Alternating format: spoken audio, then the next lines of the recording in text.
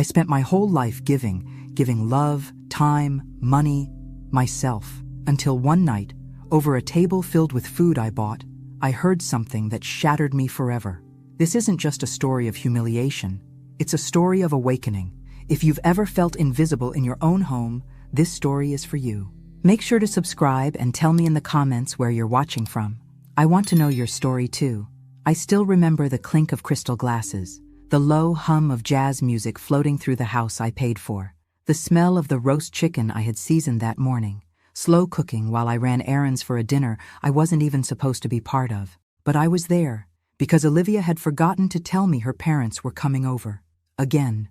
And the house needed to look perfect. Again. I should have known better than to stay.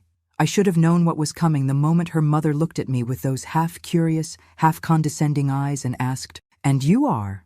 Olivia didn't miss a beat. "Oh," she said, laughing like it was the funniest thing in the world. "That's Margaret, our unofficial maid.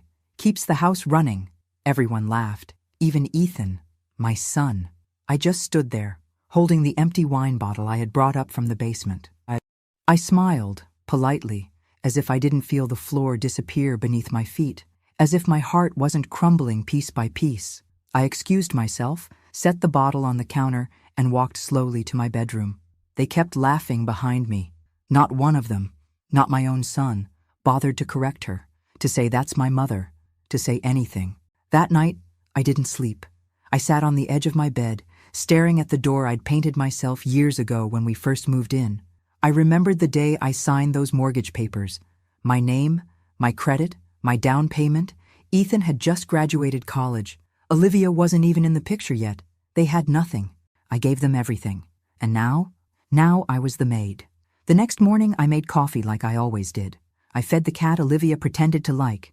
And when she came downstairs in her yoga outfit, too busy on her phone to even say good morning, I stood there and waited. She looked up eventually. I handed her the keys. All of them.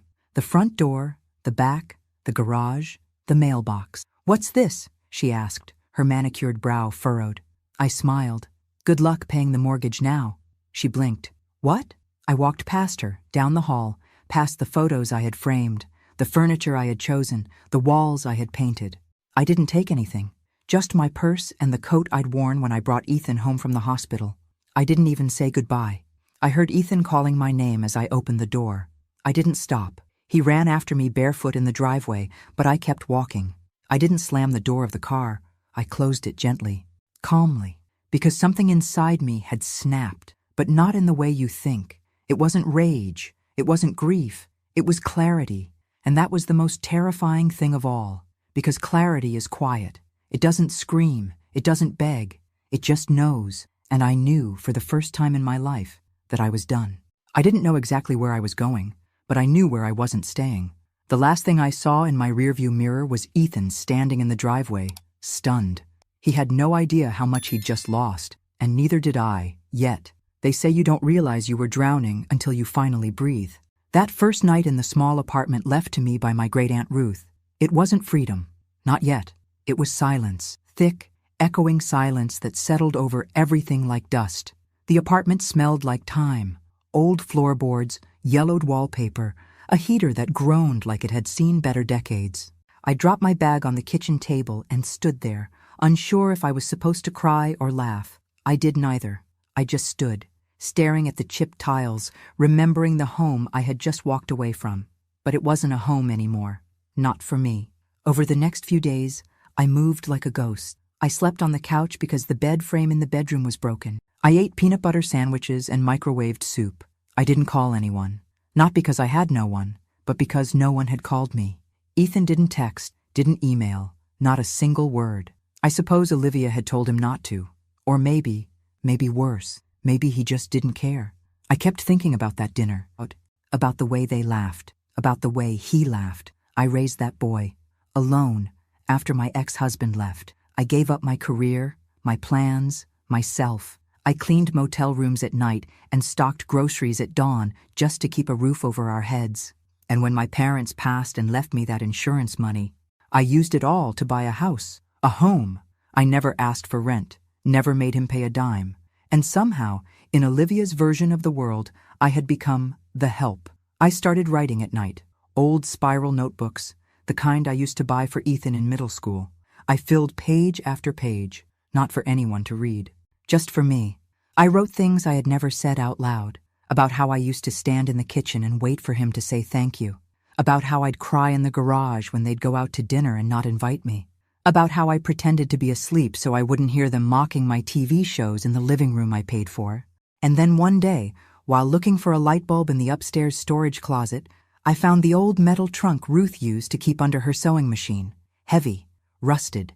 I pried it open, expecting thread and buttons. Instead, I found envelopes, dozens of them, and one in particular that changed everything. It was addressed to me, in Ruth's familiar handwriting, dated nearly 3 decades ago. If you're reading this, it means you've come back, and I'm sorry you had to. My heart pounded as I unfolded the pages. They were yellowed, fragile. Inside were copies of hospital forms, notes, and a single photograph of a newborn wrapped in a hospital blanket, not Ethan. There was a name, Michael Jameson. I read the letter 3 times before it made any sense. Ruth had been a nurse at the hospital where Ethan was born. She said she always had doubts. She'd seen something odd in the nursery the night I gave birth, a last-minute room switch, a confusion with the tags. But by the time she raised the issue, it was too late. The babies had already gone home. She never told me, said she was afraid, said she hoped she was wrong. But then, years later, she found a document buried in her files, a quiet settlement from the hospital to another family. And that's when she knew. Ethan wasn't my son. My hands trembled. I thought I might pass out. I stared at the photo, at the name, Michael Jameson. My mind refused to process it. Because if this was true, who was Ethan? Who was I to him? And then something strange happened. I didn't feel grief. I didn't feel rage. I felt free. Not because I didn't love Ethan, but because suddenly all those years of pain, of feeling like a stranger in my own life, made sense. Maybe that coldness I always felt from him. Maybe it wasn't imagined. Maybe he always felt like a stranger. And maybe I wasn't crazy after all. I spent the rest of the night reading every paper in that trunk.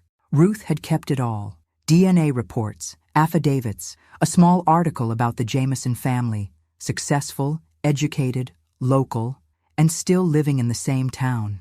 My real son had been here all along, growing up just a few miles away. I folded the letters back carefully, placed them in a new envelope, and put them in my nightstand drawer. Then I looked at myself in the mirror for a long, long time.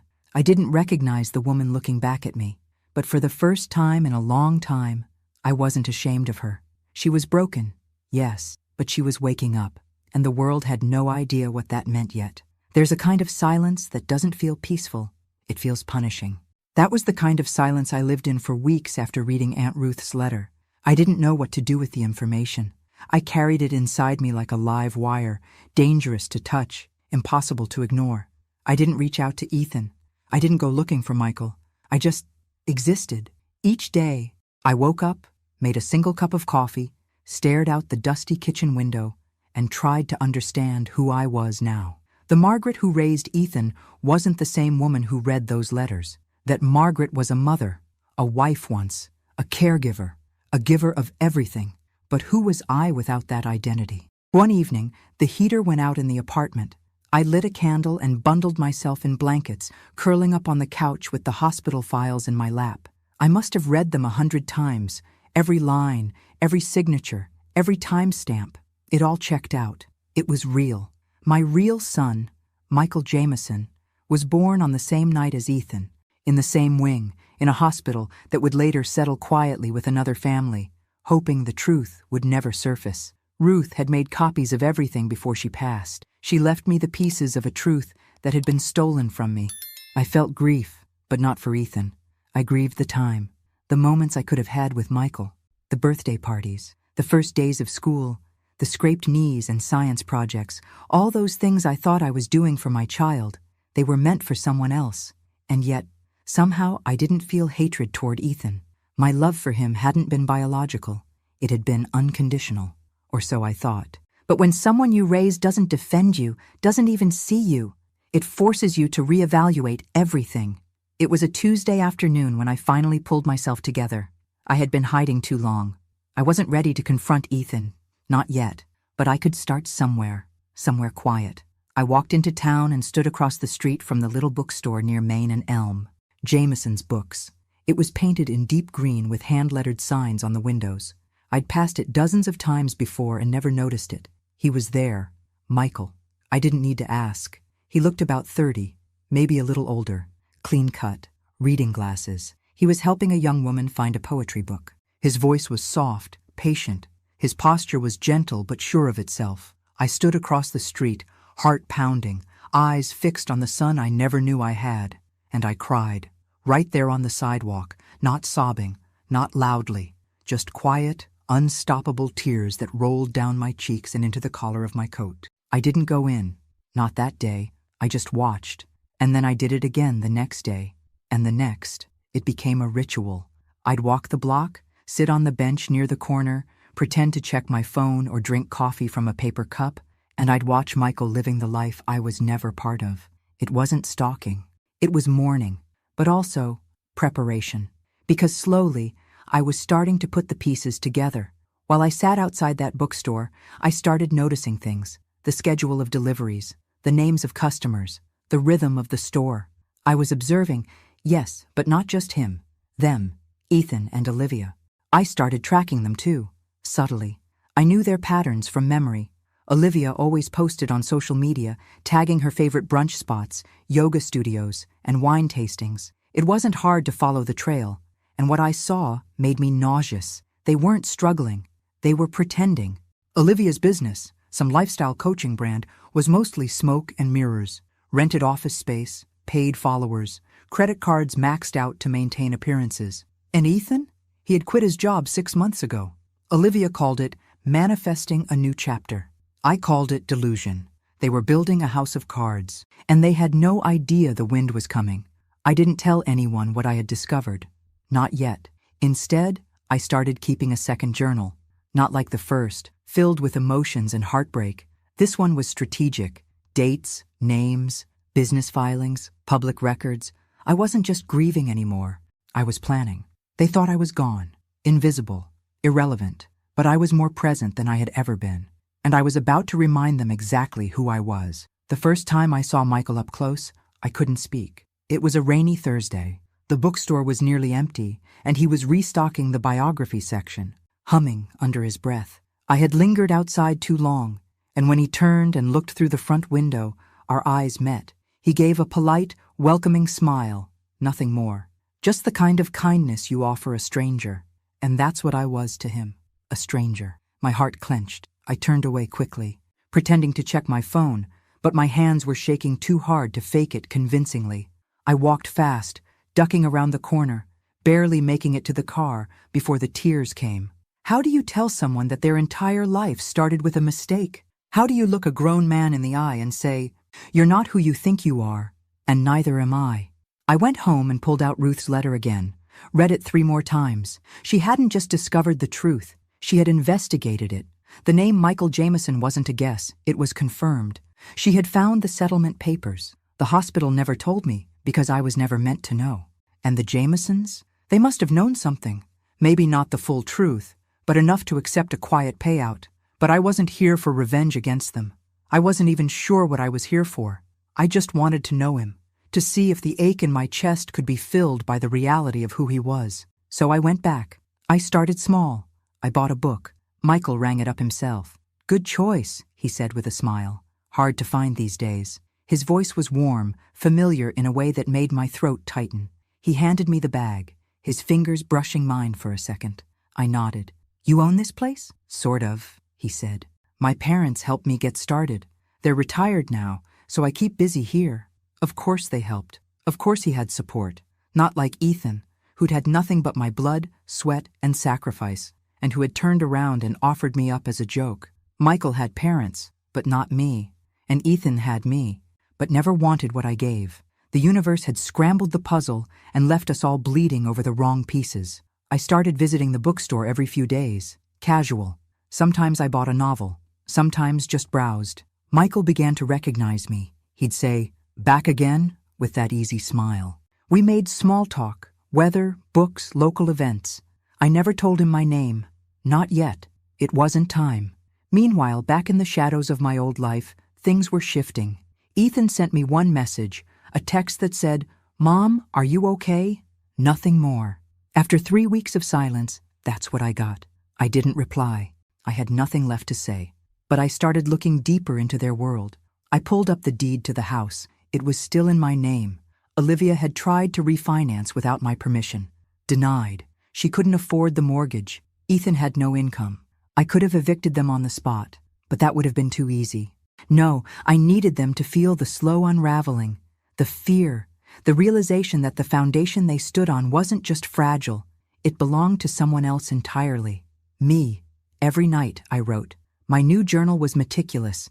Every receipt, every conversation, every time Michael mentioned a hobby, a favorite author, a childhood memory, I wrote it down, not to use against him, but to understand the son I never got to raise. And in between the lines, I began to see the truth more clearly than I ever had before. Ethan didn't treat me poorly because he was switched at birth. He treated me poorly because he chose to, because Olivia gave him permission to, because somewhere along the line, he stopped seeing me as someone to respect and started seeing me as someone to dismiss. But Michael, he didn't know me at all, and yet he treated me with more kindness in 5 minutes than Ethan had in 5 years. I wasn't ready to tell him.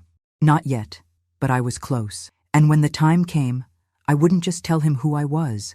I would tell him everything, about the hospital, about the switch, about the life that was stolen from us both. But first, I had to finish watching the collapse of the life I had already left behind. Because once the final piece fell, I wouldn't be looking back. I never planned to become a shadow in my own story. But sometimes the only way to see people clearly is to step out of the light. After that day in the bookstore, things shifted inside me. Not suddenly, but like a slow sunrise creeping across a frozen field. Quiet. Inescapable. I didn't rush anything. I wasn't just trying to reconnect with a son I never knew. I was trying to reclaim myself. I began walking a little taller, speaking a little stronger. I bought a second-hand laptop and began typing my notes into files. Evidence, timelines, names. This wasn't a diary anymore. It was strategy, survival. And one thing became crystal clear. Ethan and Olivia's world was held together by duct tape and lies. The house they lived in, my house, was still under my name. Olivia's lifestyle business, Olivia Ascends, was a fabricated empire. Fake clients, fake testimonials. She'd built a brand on buzzwords and filters, selling personal growth advice while driving a leased luxury car she couldn't afford. I found the LLC paperwork online. I checked tax records. I looked up business reviews. Every post she made was curated. Every event they attended was a photo op. And behind it all was debt. So much debt. Maxed out cards. A defaulted private loan. Ethan's student debt, still unpaid. They were suffocating under a mountain of bills, but too proud to say a word. Or maybe too arrogant. That's when I knew. If I pulled just one string, everything would fall. But I didn't. Not yet. Because I had one more step to take first. Michael. I still visited the bookstore and he still didn't know who I was. But each interaction chipped away at the fear. We talked about books, about life, about small things, TV shows, good coffee, city noise. Once we sat at the tiny cafe next door and he told me about how he almost became a teacher. But his love for books pulled him into business. "You remind me of someone," he said once, sipping his tea. "Someone I can't place." I smiled. "Maybe a librarian?" He laughed. "Maybe." That moment stayed with me for days. I didn't just like him. I recognized him. Not just by the file I had read or the photo Ruth left me, but in the way he treated people, in the way he listened, the quiet strength in him. It felt like mine. It was in his posture, his calm, his presence.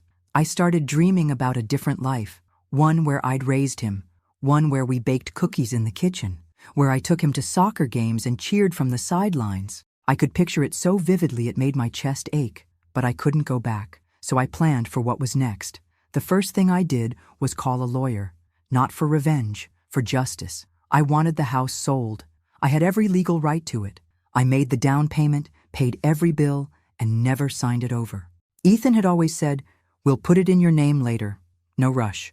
Of course, there was no rush. For him, I was paying everything. Now I wanted my name back, my rights, my home, if not physically, then legally. I met with an attorney downtown, A woman about my age, sharp and direct. She listened without judgment. When I told her what happened, she nodded slowly and said, "We'll file the motion this week." I signed the papers with a steady hand. That evening, I walked past the house. The porch light was on. Olivia was sitting on the swing, scrolling on her phone, glass of wine in hand. Inside, Ethan was on the couch, playing video games. Their lives were running on autopilot.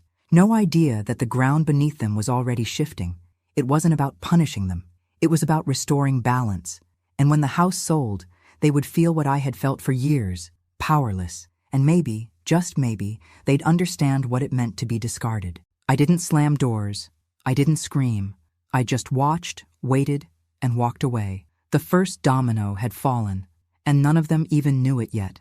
I've always believed that silence is stronger than noise, that true strength isn't in how loud you fight, but in how deeply you know you're right. The day the official notice went out to Ethan and Olivia, I was sitting at a cafe near the courthouse, stirring honey into my tea with a calm I hadn't felt in years. My lawyer said they'd receive it by a.m. sharp.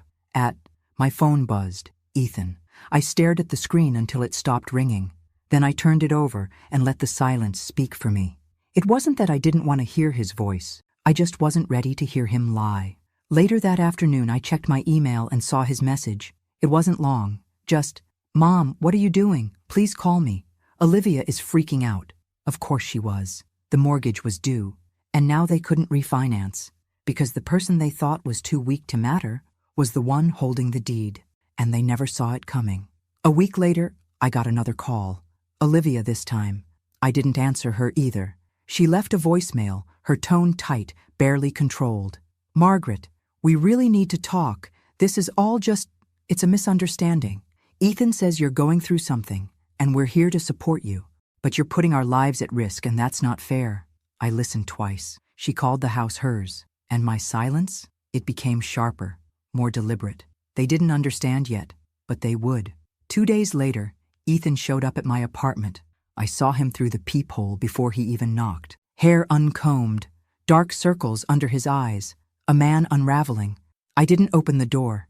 He stood there for a long time, knocked once, then again, then said, "Mom, please, don't do this." I stood on the other side, my hand on the knob, but I didn't turn it. I let him sit in the discomfort of being unheard, just like I had for years. The following week, my lawyer finalized the paperwork to list the house. I would get the full profit, every cent, legally, ethically, emotionally. All of it was mine. Olivia tried to fight it. She claimed contribution of value.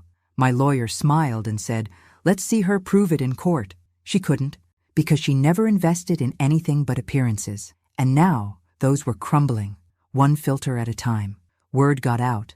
Olivia's parents stopped commenting on her social media posts. Clients began backing out. She made a video trying to explain the unfairness of generational property law. People saw through it. And I didn't post a thing. I just kept showing up at Michael's bookstore. We had coffee again, talked about an old novel we both loved. He recommended a memoir to me. "It's about grief," he said, "but also forgiveness." I nodded, swallowing the lump in my throat. "I think you'd like it," he added. Maybe I would, but not yet. I wasn't done grieving or forgiving. At home, I began boxing up old photos, pictures of Ethan as a baby, school portraits, birthday parties where I did all the work and none of the credit. I didn't throw them out, but I put them away, because the woman who had spent her life giving everything was gone. And the woman who took her place, she wasn't angry. She was awake. The papers were signed. The house was going on the market. And somewhere inside that green bookstore across town, my real son laughed at something a customer said, completely unaware that his life was about to change too, but in the best way. Because not all losses are tragedies. Some of them are beginnings in disguise.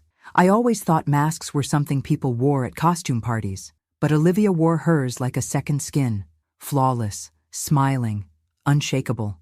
The kind of woman who always knew how to pose for a photo, how to angle her voice just right in public. But the thing about masks, eventually, they crack, and I was about to shatter hers completely. The idea came to me one morning while browsing the local business directory. I had already gathered enough personal dirt, credit problems, fraudulent Instagram partnerships, late mortgage payments. But I wanted more than rumors. I wanted facts. Something concrete, something they couldn't spin. So I hired a local business consultant, a man named Darren, quiet, professional, discreet. I told him I needed a full audit of a business, nothing illegal, just a private deep dive into its structure. I gave him Olivia's company name, Olivia Ascends LLC. He got to work. A week later, he delivered everything in a neat folder. And what he found, even I wasn't prepared for. Olivia's entire business model was a lie.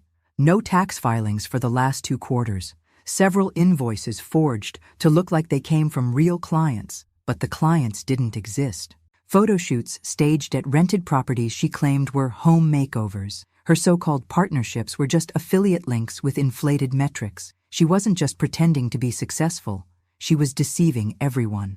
I asked Darren, "Would this hold up under scrutiny?"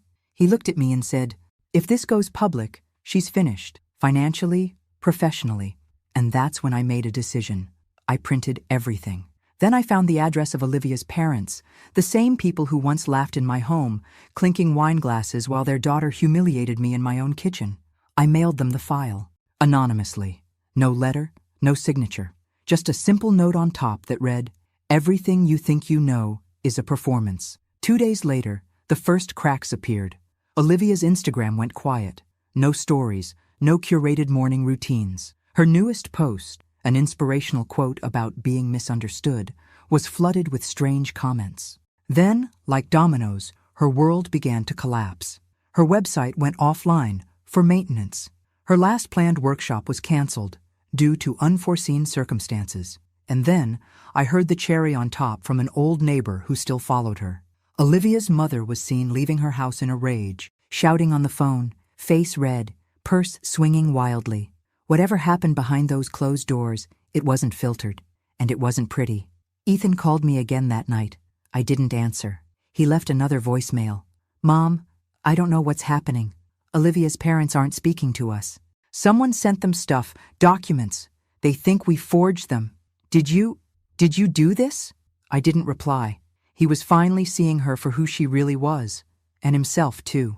He had spent years defending a woman who destroyed everything in her path, starting with me. Let him feel it, let him sit in it. That night, I walked to the bookstore again. Michael was closing up. He waved when he saw me. "Back again?" he said, unlocking the door to let me in. "You should just work here at this point." I smiled. Maybe I should. We sat on the floor, surrounded by stacked paperbacks. He was cataloging a new shipment. I helped without being asked. "Why do you come here?" he asked, not unkindly. The question caught me off guard. I looked at him. Really looked at him. He had my eyes. I hadn't noticed before. "I like the way it feels in here," I said. "Like nothing's pretending to be something it's not." He tilted his head, considering me. Me too. We worked in silence after that. No small talk, no more questions. But in that quiet, something settled between us. Not truth, not yet, but something close. A thread connecting us. And for the first time, I didn't feel like a ghost in someone else's life. I felt seen. And the woman who once stood invisible in her own kitchen, she was gone. In her place stood someone they never expected, someone they never should have underestimated. I used to think heartbreak came in one big blow, like a car crash or a door slamming shut. But it's not like that. Not always. Sometimes it comes slowly, like water leaking through a roof, drip by drip, until one day the whole ceiling collapses. And Ethan? He was finally standing under the flood. The news had reached him by then. The house was officially listed. The mask Olivia wore had crumbled, her business exposed, her reputation unraveling. And with nowhere else to point the blame, Ethan did what he always did. He came running to me. I heard the knock before I saw him. It was a quiet afternoon. I was just finishing a cup of tea when the sound echoed through the apartment. 3 soft raps, hesitant, like the knock of someone who didn't know if he'd be welcomed or slammed. I opened the door slowly. He looked like he hadn't slept in days. Unshaven, thinner than I remembered, shirt wrinkled like he pulled it off the floor. "Mom," he said, voice cracked. "Can I come in?" I didn't answer, just stepped aside. He walked in and stood in the middle of the room like he didn't know what to do with his body. For a long time, neither of us spoke. Finally, he broke. "Why are you doing this?" he asked. To us? I almost laughed. Us, as if there had been an us in years. I sat down in the armchair across from him, calm, composed. I'm not doing anything to you, Ethan. I'm doing something for me. His jaw clenched. You're selling the house. My house. I grew up there. And you gave it away, I said, my voice low. You let your wife turn me into your maid. You watched it happen. You laughed. You never even apologized. He didn't deny it, just looked at the floor. I thought you were just being dramatic, he mumbled. I didn't know it hurt you like that. I stared at him. That's the problem. Ethan, you never bothered to know what hurt me. You just assumed I'd always be there, cleaning up after you, paying your bills, nodding along while you let that woman chip away at who I was. He flinched. Olivia's not who I thought she was. That's not news to me. He finally looked up at me. His eyes were glassy now. I lost everything. I didn't blink. No, you gave it away. Silence stretched between us. I miss you, he whispered. I sat up straighter. I raised you, I said, fed you, clothed you, sacrificed for you, and you let me be humiliated in the house I bought. His lip trembled. I thought she was helping me. I thought we were building something. You built a lie, I said, and now it's falling apart. He stood then, pacing the room. So that's it? You just walk away? I got up, walked over to the drawer by the kitchen, and pulled out the envelope Ruth left me. I held it in my hands. I'm going to tell you something now, I said, and I need you to listen. Really listen. He nodded, confused. I handed him the envelope. These are your birth records. Read them. He sat, opened it slowly. His brow furrowed, then fell. He read the letter, the hospital files, the DNA test Ruth had quietly ordered after all those years. He looked up at me, eyes wide. This can't be real. It is. You're saying I'm not your son? I'm saying you weren't born to me, but I raised you as if you were. I gave you every piece of me, even when you didn't want it. He went pale. So who's your real son? I didn't answer.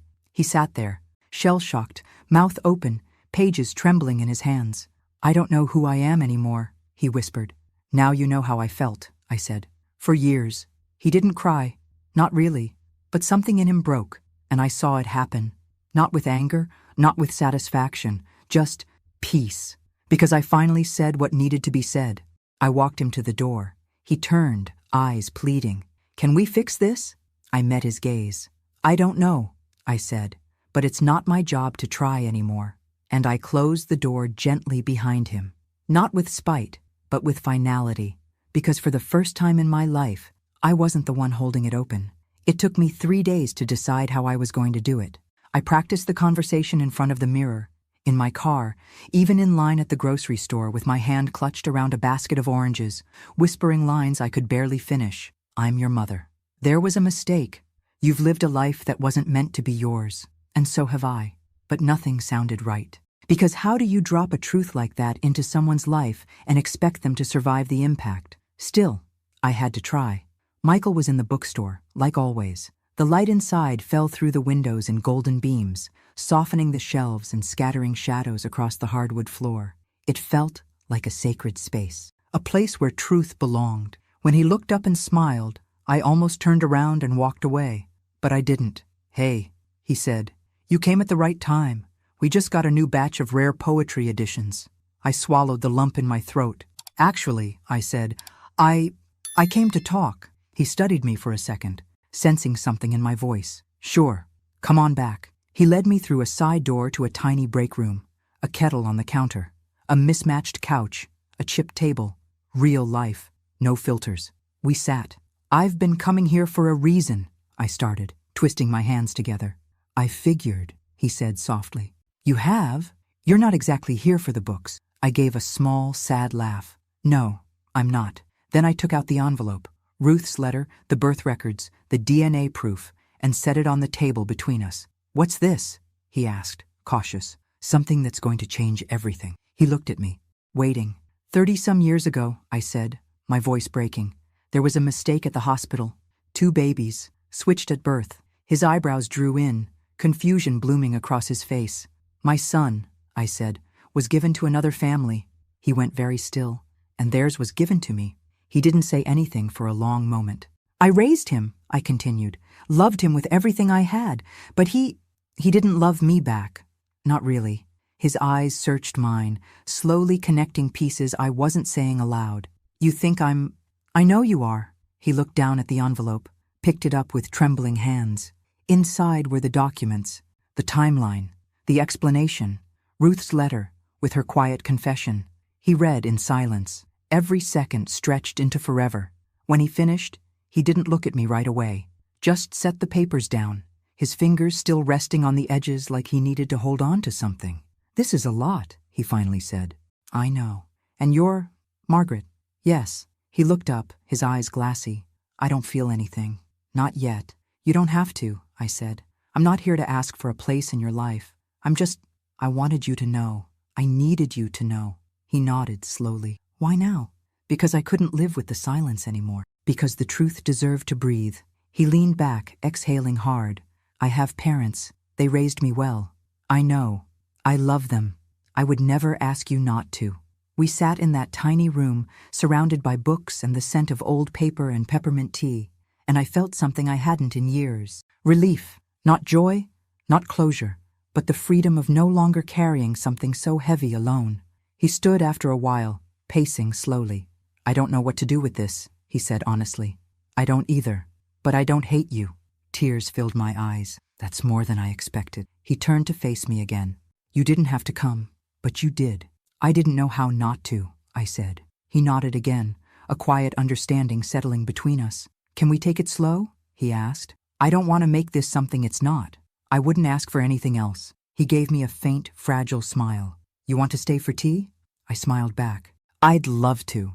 We didn't talk about the files again that afternoon. We talked about books and weather and how he hated the sound of wind chimes but loved the rain. And though the past still sat between us, unopened and raw, we had started something. Not a relationship, not yet, but maybe, just maybe, a beginning. By the time autumn rolled in, the leaves weren't the only things changing. The house sold faster than expected. I got the full asking price, more than I imagined. Ethan and Olivia had to vacate within 30 days. No extensions, no renegotiations. I didn't evict them out of anger. I evicted them out of necessity. Because that house had been my prison for too long. And watching them pack up their curated life, box by box, knowing every pillow, plant, and designer trinket had been bought on borrowed time. It felt like watching a theater set being dismantled. The play was over. The illusion gone. The day the moving truck came. I drove past. I didn't stop. I just watched from a distance as Olivia barked orders at the movers, her sunglasses hiding whatever remained of her pride. Ethan stood on the lawn, phone pressed to his ear, pacing in circles. I wonder if he ever thought he'd see this day. I wonder if he knew I would be the one to bring it. Their fall wasn't dramatic. There were no screaming matches, no scandals on the local news. But it was complete. Olivia's parents pulled their financial support. Her business lost every major sponsorship. Her brand, once pristine, was now whispered about in corners of town. The woman who had laughed at me in my own kitchen now couldn't afford her overpriced skincare line or daily matcha. Ethan tried to get a job, any job, but with no degree, no references, and no recent experience, doors didn't open. He moved into a small apartment on the outskirts of town. I heard this from the lawyer. I didn't ask, but I also didn't celebrate, because this wasn't about revenge. It was about truth, about consequences. Meanwhile, my life, quietly, steadily, was becoming something new.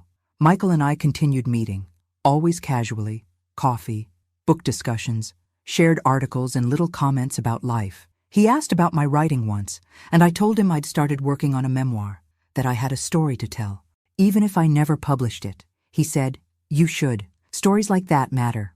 He still didn't call me Mom, and I didn't expect him to. That wasn't the point. We were building something not out of obligation, but out of choice, and that made all the difference. One afternoon, we walked through the farmer's market together. He picked up a jar of apple butter and laughed. My mom used to make this, every fall. Something about the way he said my mom. It didn't sting. It felt, okay, natural, right, because he had a mom, and I had a son who didn't see me until it was too late. Some nights, I sat alone with my tea, wondering if Ethan was sleeping on a mattress or a floor, if Olivia still wore her silk robes, If they looked at each other now and saw all the things they'd ignored before. I didn't miss them. I missed the idea of what we were supposed to be. But grief like that, it's a shadow. It fades, little by little. And pride? That grows, especially when you learn to love yourself more than you loved their approval. I walked through my old neighborhood one last time before the sale closed. Not to haunt it, just to say goodbye. I passed the school Ethan used to attend, the park where I pushed him on swings, the grocery store where I'd count coupons to afford his favorite cereal, and I let it all go, because I had given everything I had to a family that never gave back. And now, I was giving to someone who might never call me mom, but still looked at me with kindness, with curiosity, with respect. Sometimes you don't need redemption, you just need peace, and I was finally starting to feel it. It was early November when I got the text from Ethan. Just one line. Can we meet? Just once. I stared at it for a long time. It had been weeks since I'd last seen him. Weeks of silence, of distance that felt heavier than any argument we could have had. But something about the tone. It wasn't angry or desperate or accusing. It sounded like surrender. We met at a small park on the edge of town, the kind with rusted benches and a trail that looped around a dried-up pond. I picked the spot because it was neutral. No memories, no ghosts. He was already there when I arrived, sitting on a bench with his hands clasped between his knees. He looked up, and for a moment, he reminded me of the boy he used to be. Awkward, unsure, waiting for direction. I sat down beside him, careful not to sit too close. He cleared his throat. "I'm not here to ask for anything," he said. I nodded, saying nothing. I wanted to understand. I reached into my bag and pulled out the manila envelope. Again. The one with Ruth's letter. The documents. The DNA results. I handed it to him without a word. He didn't open it, just held it in his lap, like he'd already read it 1,000 times. "I did a test of my own," he said. "After you told me. Same result." I nodded again. "I spent weeks trying to figure out what to do with it," he continued.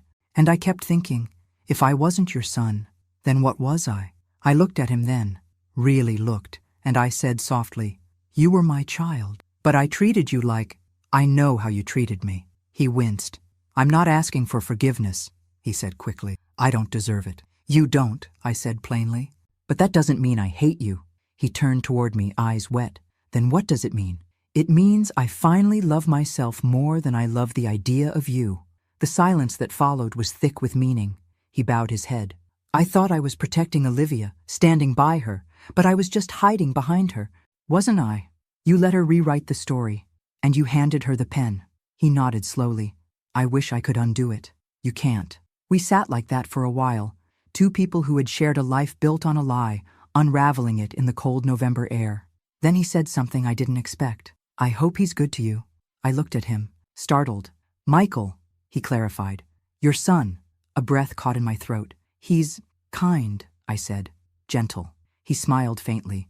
"I guess some of that came from you then." We both laughed, tired, soft, not joyful, but not bitter either. "I don't want to be in your life if it hurts you," he said finally. "But if there's ever a place for me, just a corner of it." He didn't finish the sentence. He didn't need to. I stood and looked out at the pond, leaves scattered like ashes across the surface. "I'll think about it," I said. He nodded. "That's more than I hoped for." As I turned to leave, I placed my hand on his shoulder for just a second. And that was it. The final moment. Not closure, but understanding. And that, I realized, was enough, because I didn't need to fix him anymore. I didn't need to be fixed either. I just needed to be free. And I was. I really, truly was. I always thought the word freedom sounded too big, too lofty, like something reserved for speeches and parades, not something someone like me could actually live. But when I turned the key on the front door of Michael's bookstore that morning, I finally understood what it meant. He had called me the night before, said he had something to show me. His voice was casual, but there was a weight to it, something simmering beneath the surface. I walked in and saw him standing by the back wall, where a new wooden sign had been hung above an arched doorway. The sign read, "The Next Chapter." I smiled. "What's this?" He handed me a single brass key, small, simple, polished. "It's a new section I'm opening. Cozy reading space, coffee corner, community talks. I wanted it to feel like more than just a store. I wanted it to feel like belonging." I turned the key over in my hand. And you want me to open it? He looked at me, serious now. I want you to have it. I stared at him.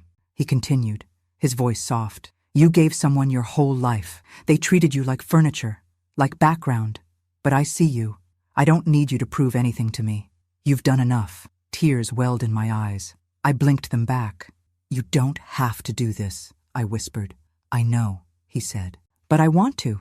I walked toward the door under the sign and slid the key into the lock. It turned smoothly.